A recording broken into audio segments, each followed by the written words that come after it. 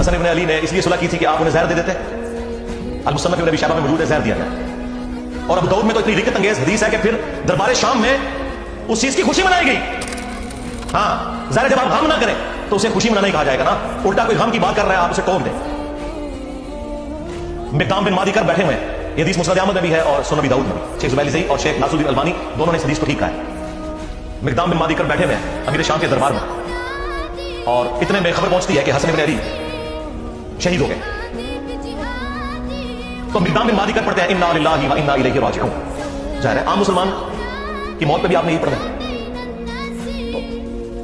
اب امام داؤد نے کہا کہ قال رجل, ایک مرد نے کہا. وہ کس مرد نے کہا؟ وہ مسند احمد میں ہے. قال معاویہ نے.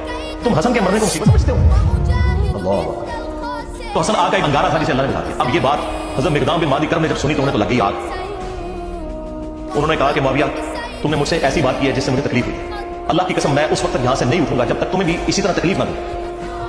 اے معاویہ, کیا اللہ کے نبی علیہ السلام نے یہ نہیں فرمایا تھا کہ چیتوں اور درندوں کی کھالیں ان کو پہننے ان کو اوڑھنے سے کیا اللہ کے نبی علیہ السلام نے منع نہیں فرمایا تھا؟ کیا اللہ کے نبی صلی اللہ علیہ وسلم نے سونے چاندی کے جو برتن ہیں ان کو استعمال کرنے سے منع نہیں فرمایا تھا؟